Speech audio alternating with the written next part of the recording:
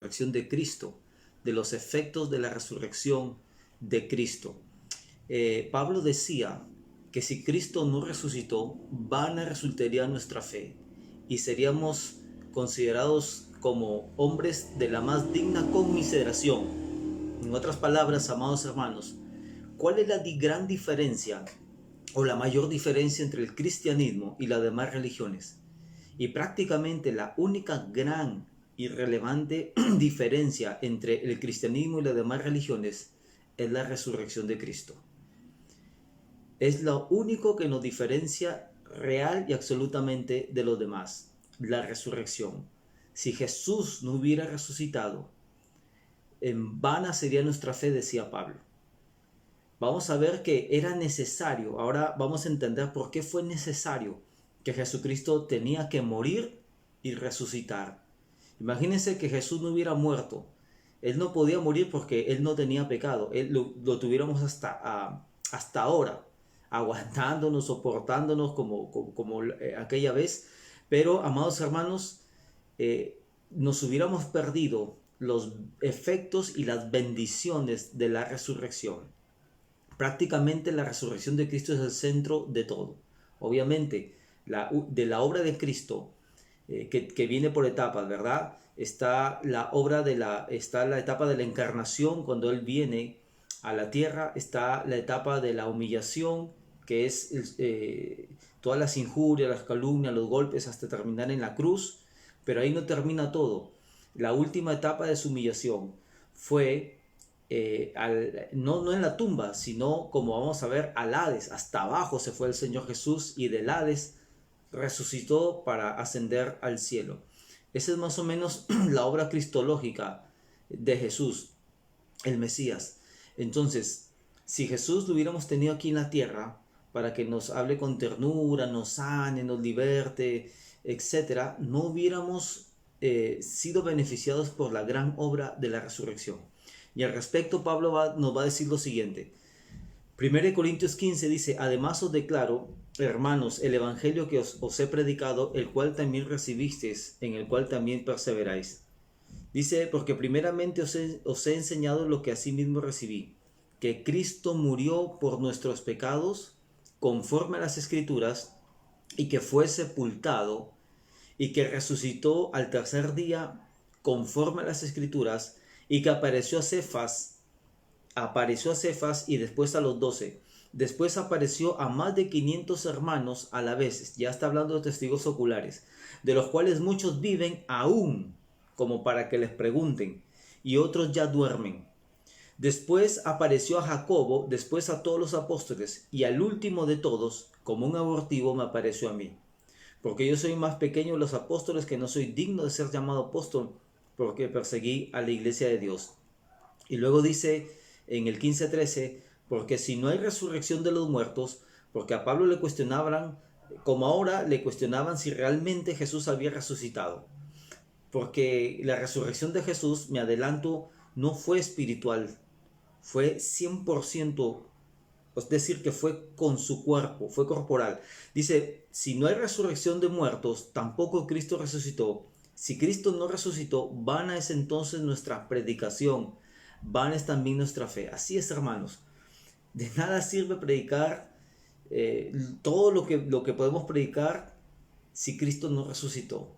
Si Cristo no resucitó, lo que está diciendo Pablo, y lo vamos a ver más adelante, es: nadie podría haber resucitado. Nadie podía resucitar. Cristo, en otras palabras, demostró que hay vida después de la muerte, que después de la muerte biológica puede haber una resurrección, unos para vida eterna y otros para condenación eterna. Depende en qué estés, es decir, si estás en Cristo, obviamente vas a ir a la vida eterna. Entonces Pablo decía: y si Cristo no resucitó, vana es entonces nuestra predicación, vana es también nuestra fe. Y somos hallados falsos testigos de Dios, porque hemos testificado de Dios que Él resucitó a Cristo, el cual no resucitó, si en verdad los muertos no resucitan. Entonces Pablo está diciendo, amados hermanos, que si Cristo no resucitó, entonces ¿para qué hay cristianismo? ¿Cuál es la diferencia con las otras religiones, creencias o posturas? ¿Qué es resucitar entonces? Pero ¿qué es resucitar? La resurrección de Jesús no fue solo una victoria sobre la muerte biológica, sino una victoria sobre la muerte en todo en sus letras mayúsculas, sobre la muerte sobre todo eterna. Hoy vamos a ver y vamos a entender el concepto, bueno, de manera somera el concepto de la resurrección, digo por el tiempo y los efectos de la misma casi al final. Pero primero vamos a entender un poco lo que no fue la resurrección. La resurrección no fue un simple salir del sepulcro. La piedra, esa piedra que no fue movida simplemente para que Jesús saliera, pues como diciendo no podía salir. Cuando los ángeles mueven la roca que tapaba la tumba de Jesús, como repito, no fue simplemente para que él pueda salir, él podía salir. Como lo vamos a ver más adelante, él podía traspasar las paredes. Las leyes del mundo físico ya no estaban sujetas a él luego de la resurrección. Entonces, ¿para qué se abre la puerta del sepulcro, la roca del sepulcro? ¿Por qué los ángeles la removieron? Para que las mujeres que llegaron primero y sepan, y los soldados que estaban ahí también, los soldados romanos que custodiaban, sepan que él había resucitado, que nadie había robado su cuerpo, que él tampoco era un fantasma o un espíritu. Tuvo que ser removida visualmente para que la resurrección sea tomada como tal, un hecho, y un testigo ocular pueda certificar eso. Entonces, la resurrección de Cristo no fue simplemente un salir del sepulcro, más que y fue más, segundo, fue más que resucitar de la tumba. Es decir, la resurrección no solamente fue salir de la tumba a la tierra. La resurrección fue más que eso, fue salir de entre los muertos, amados hermanos. Jesús no solamente atravesó una simple roca caliza, sino que salió de los mismos infiernos, lo que tú vulgarmente conoces como el infierno, que en la Biblia es el Hades en realidad. Desde ahí, desde abajo de la tumba, sale. Y esto nos enseña que la tumba en realidad no puede ser el final de nosotros. Va a depender de tu decisión por Cristo si terminas en la tumba para luego resucitar como Cristo resucitó, o de la tumba sigue el Hades, algo más horrible todavía, algo que es en realidad la muerte en sí. La muerte biológica es un preludio de la muerte espiritual que sucede en el Hades. Entonces, más que resucitar de la tumba, lo hizo Jesús de entre los muertos. Jesús venció a la muerte en su seno, en su centro, que fue porque él salió del Hades. Jesús venció la muerte, dice la Biblia, con la muerte. Apocalipsis 1, 17, 18 dice: yo soy el primero y el último y el que vivo. Y estuve muerto, mas he aquí vivo por los siglos de los siglos. Amén. Y tengo las llaves de la muerte y del Hades. Dos cosas aquí. Ningún profeta, ningún iluminado ha podido decir lo que Cristo dijo. Estuve muerto, he aquí vivo por los siglos de los siglos. Y tengo las llaves de la muerte y del Hades. En otras palabras, solo Cristo, por el hecho de haber resucitado, se le dio la autoridad de admitir o no admitir a las personas al Hades. O sea, en otras palabras, Cristo tiene la autoridad de decirle a las personas: ¿te vas al Hades o te vas al cielo? No es Pedro, es Cristo. Tercero, lo que ocurrió al Señor fue una resurrección, como le decía, desde los mismos infiernos. No fue una simple vivificación como lo fue Lázaro. ¿Se acuerdan de la historia de Lázaro? Cuando Lázaro muere, ya tenía varios días de putrefacción y resucita. No fue como le pasó a Enoc, que Enoc no murió, sino que dice la Biblia que fue traspuesto, fue arrebatado por Dios, al igual que el profeta Elías. No fue eso, como quieren hacernos saber los musulmanes. Los musulmanes, cuando tú le tocas el tema de la resurrección, que es el tema central para nosotros y para ellos también, ellos dicen que la resurrección fue como la de Lázaro, que no hay nada de extraordinario en la resurrección de Cristo. Pero eso no dice la Biblia.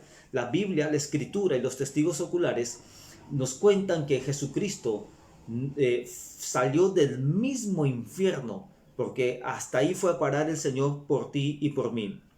Entonces, amados hermanos, Hechos 2:27 nos va a decir, porque no dejarás mi alma en el Hades. O sea, que el final de Jesús no fue la tumba, sino el Hades, o el infierno como tú lo conoces, ni permitirás que tu santo vea corrupción. Primera de Pedro 3:18, atención con esto. Dice, porque también Cristo padeció una sola vez por los pecados, el justo por los injustos. Quiero que entiendas esta parte. Cristo murió una sola vez por los pecados. Después no hay no hay purgatorio. El Señor, cuando dice murió una vez por nuestros pecados, es que aquí en la tierra Él puede limpiarnos y Él puede perdonarnos sin haber una segunda oportunidad. Entonces, porque también Cristo padeció una sola vez por los pecados, el justo por los injustos, para llevarnos a Dios, siendo a la verdad muerto en la carne, o sea, en su cuerpo, pero vivificado en espíritu, en el cual también fue y predicó a los espíritus encarcelados, los que en otro tiempo desobedecieron cuando una vez esperaba la paciencia de Dios en los días de Noé, mientras se preparaba el arca, en la cual pocas personas, es decir, 8, fueron salvadas por agua. Rapidito voy a mencionar este versículo que para muchos creyentes es muy polémico. Dice la palabra del Señor que cuando Jesús muere, ¿verdad? Es llevado a la tumba, desciende al Hades, que fue su último, digamos, acto de humillación por nosotros, y fue al Hades y dice que predicó a los espíritus encarcelados. Estos espíritus encarcelados son espíritus de demonios, son espíritus malos, son demonios o son personas. Porque dice predicó a los espíritus encarcelados, los que en otro tiempo desobedecieron cuando una vez esperaba la paciencia de Dios en los días de Noé. O sea, bueno, unos dicen que son espíritus demoníacos, que Jesús fue y les dijo, aquí está su derrota, yo he venido acá al Hades, a su mismo terreno, porque la Biblia dice que el diablo tenía el imperio de la muerte, y aquí ustedes no me pueden retener, así que miren cómo salgo de aquí y resucito. Y eso significaba que si Él resucitaría, todos aquellos que tienen el Espíritu de Cristo también iban a resucitar. O sea que el diablo se vio perdido. Primera explicación. La segunda explicación es que eso es una manera de hablar del purgatorio, como dice la Iglesia Católica Romana. Como que Jesús está predicándole a la gente para sacarnos de ahí. Pero eso es un error. De aquí viene la tercera explicación. Porque aquí utiliza la palabra predicó, del griego keruso, no del griego evangelizo. La palabra evangelizo en el griego se utiliza para predicar a las personas para que se salven. Pero la palabra keruso que se utiliza aquí en griego es la palabra que significa anunciar un mensaje público nada más. Anunciar algo importante para que todos lo escuchen, independientemente si creen o no. Así que cuando Jesús dice que predicó a los espíritus encarcelados, creo yo que Él anunció a los que estaban ahí, espíritus humanos, personas, no demonios, que lo que decía de Él la Escritura era verdad. Era verdad. Pero nada que ver con el purgatorio aquí. Pero lo que quiero señalar también es que la resurrección fue más que un salir de la tumba. Fue ir hasta el mismo infierno y salir de ahí ileso.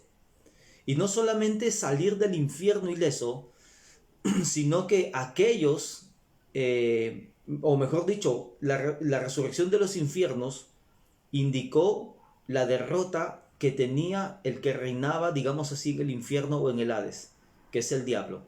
Hebreos 2:14 dice, así que por cuanto los hijos participaron de carne y sangre, él también participó de lo mismo, para destruir por medio de la muerte al que tenía el imperio de la muerte, esto es al diablo. La Biblia dice que el diablo tenía el imperio de la muerte. O sea, ¿qué significa esto? Más o menos que cuando el hombre peca contra Dios, le da el derecho al diablo de matarnos y llevarnos al Hades. Él tenía el imperio de la muerte. Él se usaba del pecado para acusarnos delante de Dios y llevarnos al infierno.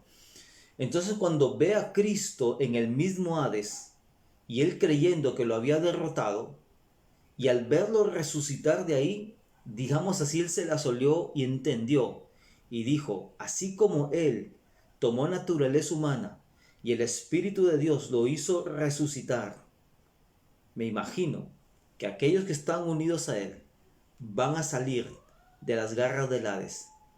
Número 1. Número 2, amados hermanos, Colosenses 2:14 va a decir, anulando el acta de decretos que había contra nosotros, que nos era contraria, quitándola de en medio y clavándola en la cruz, y despojando a los principados y a los potestades, los exhibió públicamente, triunfando sobre ellos en la cruz. Amados hermanos, ¿qué significan estas palabras muy técnicas y un poco raras quizás para muchos? La Biblia dice que el acta de decretos que nos era contraria ha sido clavada en la cruz. ¿Qué significa esto? Los ladrones o las personas cuando eran crucificadas se les ponía un certificado, o mejor dicho un papel, declarando todos sus delitos, todas las cosas que había hecho por lo cual merecía ser crucificado. Digamos, eso se refiere al acta de decretos. Otra referencia al acta de decretos era un certificado donde se escribía, digamos, con tinta que tú debías a tal persona, a tal acreedor. Pero la Biblia dice que el acta de decretos que nos era contraria. O sea, se entiende que hay una lista donde están todas las cosas malas y los pecadores que somos. Y que el diablo la va a usar para arrastrarnos al infierno. El diablo la va a usar como diciendo, ellos pertenecen al Hades, ellos tienen que venir al Hades porque ellos han pecado contra ti, Dios. Tú eres el juez justo, así que tienen que ir al infierno. Pero aquí pasó algo. Dice que esas actas de decretos, esos papeles que tú y yo teníamos, donde estaban todos nuestros pecados, el Señor Jesús las clavó en la cruz. Era para que tú y yo estemos clavados en una cruz con todos los, no un papel, sino un rollo de papiro de kilómetros por todo lo malo que hemos hecho, que estamos haciendo y que seguramente haremos. Pero el Señor Jesús tomó todos esa acta de decretos contra nosotros, las colocó en la cruz como si Él fuera el malhechor, el pecador, el fornicario, la prostituta, el drogadicto, el adúltero, qué sé yo, como si Él fuera el pecador, y las consumió. Pero obviamente esto es aplicable para todos aquellos que se arrepienten y creen en esto que estamos diciendo. Cuando tú te arrepientes y pones tu fe en Cristo, en su muerte y en su resurrección, esos beneficios son aplicados a tu vida. Dios te da un nuevo corazón y te infunde vida eterna. Y el Espíritu que resucitó a Cristo de entre los muertos es el mismo Espíritu que va a habitar en ti y resucitar tu vida, así como Él. Por eso que tiene sentido cuando Él dice que derrotó por medio de la muerte el que tenía el imperio de la muerte, esto es al diablo. Por eso tiene sentido cuando dice el acta de decretos que nos era contraria ha sido clavada en la cruz, y despojando a los principados y potestades, a todo el ejército del diablo, los exhibió, los avergonzó públicamente, triunfando sobre ellos en la cruz. Pero estamos hablando de la resurrección.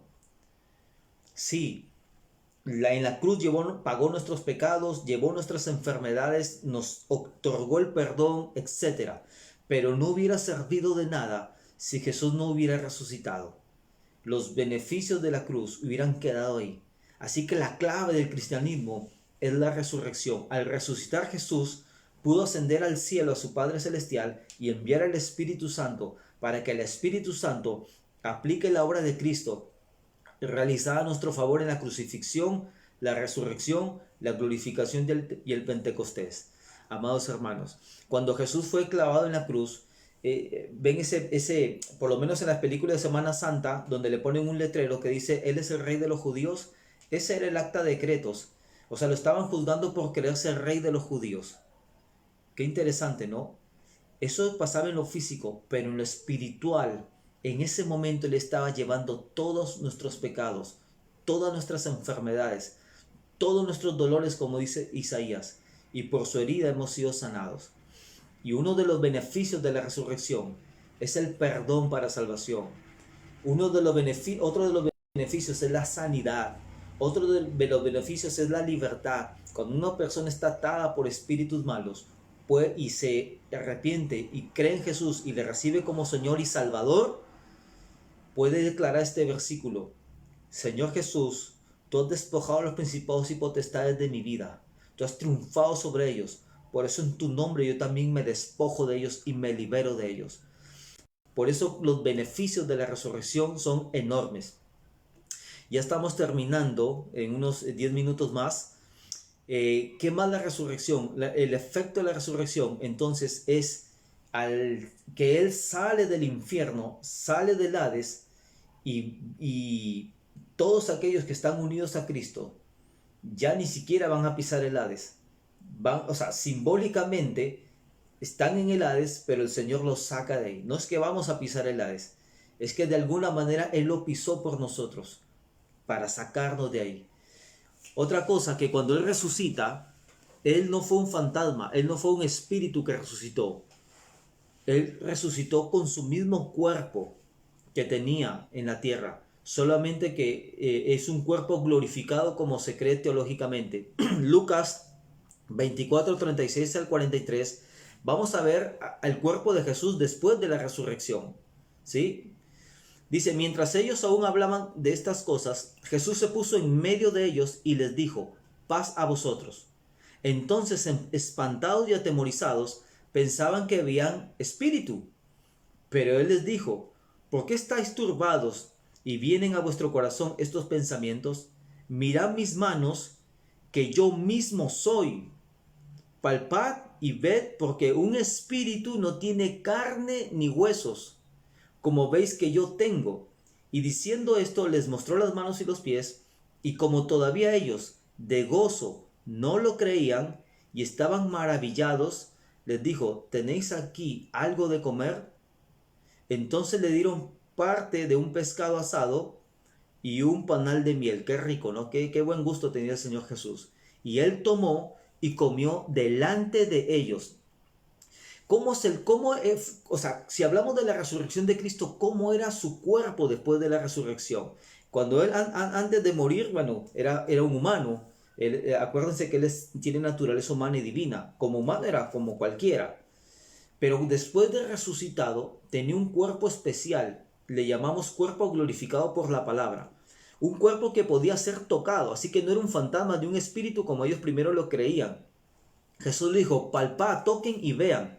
O sea, Jesús podía ser reconocido con su aspecto físico anterior a la muerte, porque Él decía, yo mismo soy. O sea, el que vieron ustedes antes de morir soy yo mismo, ¿verdad? Miren mi color de piel, miren el color de mis cabellos, miren los vellitos de mis manos, miren mis venas, ¿verdad? Miren mi altura, miren, soy observable. O sea, no están mirando a alguien inmaterial e incorpóreo. Tengo un cuerpo con huesos. Y donde hay huesos, hay sangre corriendo. Porque los huesos no solamente sirven para sostener el cuerpo, sino que los huesos es el lugar donde se genera la sangre. Por eso es que cuando nosotros decimos la sangre de Cristo nos cubre, no solamente estamos abocando a la sangre derramada por nosotros que perdona nuestros pecados, que nos libera de las fuerzas de las tinieblas, sino algo quizás igual o más grande que eso. Estamos apelando o evocando a la sangre preciosa que corre en este momento por sus venas. Si has escuchado bien, la sangre de Cristo en este momento corre por sus venas. Es esa sangre de la resurrección y no solo de la crucifixión que el enemigo tiembla cada vez que tú se lo recuerdas. Entonces, el cuerpo de Jesús podía ser tocado, era real, era el mismo cuerpo, era observable. Inclusive dice que él conservó las heridas. Dice, les mostró las manos y los pies. O sea, de entender que les mostró las heridas. Amados hermanos, él era alguien que podía comer. Podía comer. Le pidió un pescado y miel, ¿no? Ahora, miren, él, amados hermanos, lo vieron al mismo Jesús, vieron que había muerto realmente. Al final vamos a dar un plus sobre las teorías de la conspiración, supuestamente, que dicen que no, que Jesús no resucitó, que eso fue una conspiración. Pero, a ver, escucha bien, unos dicen, ay, si yo hubiera visto a Jesús, o si lo viera directamente, creería. Falso. Aunque tú vieras a Jesús directamente, a menos que Él te abra el entendimiento, tú no entenderías. Tú podrías decir que fue una alucinación, que fue producto de lo que sea. ¿Por qué? Porque dice la Biblia en el versículo 45, dice así, Él tomó y comió delante de ellos y les dijo: estas son las palabras que os hablé estando aún con vosotros, que era necesario que se cumpliese todo lo que está escrito de mí en la ley de Moisés y en los profetas y en los salmos. Entonces les abrió el entendimiento para que comprendiesen la escritura. Ellos veían a Jesús observablemente, realmente lo tocaron, etc. Pero Él tuvo que abrirles el entendimiento para que comprendan, el tema de la resurrección. Así que eso de que si yo no veo, no creo, o si veo, recién creo, aunque tú veas a Jesús directamente ahora resucitado, si Él en su misericordia no te abre el entendimiento, jamás podrías entender, pondrías un montón de pretextos, amados hermanos. Con todo, esto que hemos visto de que era alguien físico después de la resurrección, las leyes de la naturaleza no lo sujetaban. Juan 20:19 nos va a decir: cuando llegó la noche de aquel mismo día, el primero de la semana, estando las puertas cerradas, miren ese detalle, en el lugar donde los discípulos estaban reunidos por medio de los judíos, vino Jesús y puesto en medio les dijo: paz a vosotros. En los dos lugares estaban cerrados y de alguna manera Él apareció. Ese es el cuerpo glorificado. Es un cuerpo real, pero no sujeto a las leyes físicas, sino adaptado para el ambiente espiritual. Entonces, no dice la Biblia que entró por la puerta o algún orificio que había por ahí. Ellos pensaban que era un espíritu. O sea, desde que ellos pensaban que era un espíritu es porque obviamente no había ni por dónde hubiera podido meterse Jesús. Pero así es el cuerpo glorificado, amados hermanos. La resurrección de Jesús fue literal y física, no solo espiritual, como hacen ver los panteístas.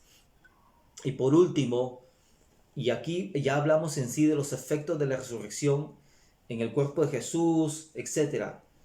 También, como quinto parte de este mensaje, el efecto de la resurrección sobre nosotros es que seremos transformados gracias a Él. 1 Corintios 15, 51 y 52 dice: he aquí os digo un misterio, no todos dormiremos, pero todos seremos transformados. Aquí la palabra dormir es una palabra que se utiliza para muerte de un cristiano. Dice dormir porque el cristiano en realidad no muere, solo duerme, puesto que algún día se va a levantar en cuerpo y alma, así como su Señor, en quien cree. Entonces dice, no todos dormiremos. Se refiere a que unos ya obviamente tenemos que dormir o morir, pero él va a hablar de algo impresionante. Dice que cuando Jesús venga por segunda vez, los que están vivos en ese momento, creyentes de Él, no van a gustar la muerte, sino van a ser transformados. Aquí lo va a decir: no todos dormiremos, pero todos seremos transformados. En un momento, en un abrir y cerrar de ojos, los muertos serán resucitados incorruptibles y nosotros seremos transformados. Y este es uno de los grandes efectos de la resurrección. Al creer en Cristo y al estar unidos a Él y al Espíritu Santo al venir a nuestro corazón y sellarnos, como dice Efesios 1, el día que muramos vamos a levantarnos transformados, exactamente como el cuerpo de Jesús. Va a ser nuestro mismo cuerpo, vas a ser tú mismo, así como eres tú. Por eso no te avergüences de quién eres. Vas a ser tú mismo, solamente que vas a tener cuerpo glorificado, transformado. Y luego, los que estemos vivos cuando Él venga por segunda vez, en ese instante seremos transformados. Dice Pablo, seremos transformados en un momento. La palabra momento, amados hermanos, en el griego, habla de un tiempo indivisible. De aquí bien, de la palabra griega se deriva la palabra átomo, que significa sin división. En otras palabras, cuando dice en un momento, estamos hablando de alguna manera de un tiempo atómico, un tiempo sin división. Amados hermanos, tú puedes dividir el tiempo en décimos, centésimos, milésimos de segundo, pero este momento es un momento, dice, en un momento, en un abrir y cerrar de ojos. Pablo compara que la velocidad en que vamos a ser transformados cuando Jesús venga por segunda vez es como la velocidad del párpado. Dicen que el párpado se abre y se cierra más o menos 300 y 400 milisegundos para completar el parpadeo. O sea, en un segundo 2 a 3 veces parpadea. O sea, es tan rápido. La metáfora de Pablo dice que va a ser tan rápida nuestra transformación cuando Él venga por segunda vez, que no va a haber tiempo de arrepentirse. O sea, nadie va a decir, era verdad lo que me predicaron, era verdad esos locos que predicaban, esa gente que nos predicaba, ese compañero de trabajo que tenía cristiano, que siempre me molestaba, que ya me tenía harto y me predicaba, es verdad, entonces me voy a arrepentir, voy a creer en Jesús. No habrá tiempo. La resurrección de nuestro cuerpo va a ser en un momento, en un tiempo atómico, un tiempo sin división. La metáfora del parto es un tiempo rapidísimo. Amados hermanos, los efectos de la resurrección es lo que dijo el Señor Jesús: el que cree en mí, aunque esté muerto, vivirá. Los efectos de la resurrección los podemos gozar desde ya. No dice que tendremos vida eterna, dice tenemos vida eterna. El que cree en mí tiene tiempo presente vida eterna. Los efectos de la resurrección son sanidad, liberación, restauración, pero sobre todo estar con Él por toda la eternidad.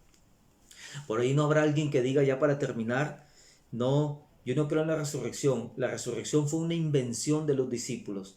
Podríamos hablar o argumentar muchísimo sobre esto, pero solamente voy a decir algo, amados hermanos.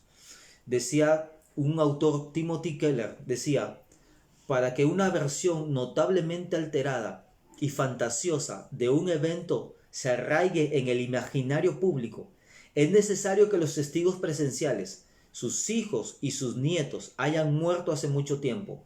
Ellos deben permanecer por fuera de la situación y no pueden contradecir ni desacreditar los adornos o falsedades de la historia.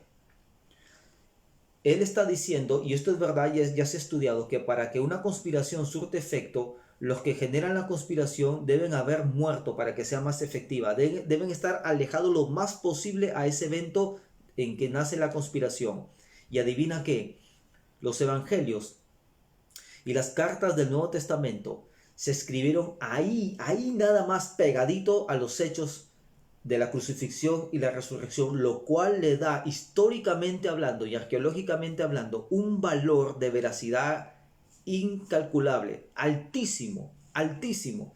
Generalmente cuando tú crees la historia que te han contado de muchos personajes, de muchos filósofos, por ejemplo, lo que escribieron acerca de ellos estuvieron muy alejados de sus vidas. Es el caso de los filósofos, ahorita no me acuerdo exactamente los nombres. Cientos años después recién escribieron acerca de ellos. Y los creemos. ¿Cuánto más el Antiguo Testamento que se escribió ahí nomás de los hechos? Amados hermanos, estos creyentes decían así, ¿no? Los que creen en teoría de la conspiración. Decían, no, nosotros decimos, imposible que hayan mentido y hayan inventado la crucifixión y la resurrección de Cristo. Es imposible. No pudieron haber aguantado tortura, el irse a los leones, el ser crucificados, torturados. A ellos los botaban de los trabajos, los odiaban, les echaban la culpa de las epidemias porque no adoraban a los dioses y los creían ateos, etc. No pudieron soportar todo eso por una mentira. Y como decían por ahí, bueno, hay muchas personas que murieron por una mentira, los fanáticos religiosos y muchos psicópatas. Sí, murieron por una mentira, pero ellos creían que era verdad. En el caso de los discípulos, si era mentira, ellos sabían que era mentira. Como dice Josh McDowell, ellos sabían que era mentira. Al primer rugido del león, al primer sonido del martillo con el clavo en la crucifixión, fácilmente hubieran renunciado, porque ellos sabían que era mentira. Pero obviamente no lo era mentira, era verdad. Tú ves la vida de los apóstoles antes y después de la resurrección totalmente diferente. El apóstol Pablo, asesino de cristianos, convicto y confeso, ve a Cristo resucitado y se convierte su vida. Y podemos contar de muchos casos. Nosotros lo hemos visto con nuestros ojos oculares, o mejor dicho, no somos testigos oculares de la resurrección, pero ha sucedido algo impresionante. La Biblia dice que cuando tú crees, y la creencia es racional, la creencia es evidencial, Cuando tú crees la escritura también, sucede algo. Viene el Espíritu Santo y la Biblia dice, recibiréis poder cuando haya venido sobre vosotros el Espíritu Santo y me seréis testigos en Jerusalén, Judea y hasta lo último de la tierra. ¿Cómo vamos a ser testigos si no hemos visto la resurrección? Lo que pasa es que la venida del Espíritu Santo es tan profunda, tan poderosa, que no necesitamos ver un video ni irnos 2000 años atrás como testigos oculares. Basta con los hechos, basta con su presencia, basta con toda la evidencia que no hay tiempo para ver aquí, para creerlo. Así como muchos hombres fueron transformados por la resurrección de Cristo, muchos de nosotros también lo hemos sido. Jesucristo ha resucitado, nuestra predicación no es vana, nuestra fe en Él no es vana. La diferencia entre nosotros y los demás es que Cristo resucitó, amados hermanos. Cristo vive. Él vendrá por segunda vez. Él vendrá por su iglesia. Acéptale, recíbele en tu corazón. Dile así al Señor Jesús: Señor Jesús, hoy yo me arrepiento de mis pecados. Hoy, Señor, dejo de dudar de ti. Hoy acepto por fe, Señor, y por un entendimiento razonable de que tú moriste por mí y resucitaste, Señor, para vencer el pecado, para vencer la muerte, para vencer al diablo y a sus principados y potestades, y para tomarme a mí, Señor, y no dejar mi alma en el Hades, mi alma en la tumba, mi cuerpo ahí, sino, Señor, cumplirás tu promesa de los que creen en ti, aunque estén muertos, vivirán. Señor, gracias, Señor, porque el acta de decretos, todos nuestros pecados, Señor, fueron clavados no en nuestra cruz que merecíamos, sino en tu cruz, Señor. Gracias, Señor. Has resucitado. No hay segunda oportunidad, Señor. Hay solo una oportunidad aquí en la tierra. No hay un purgatorio. No hay nada de eso, Señor.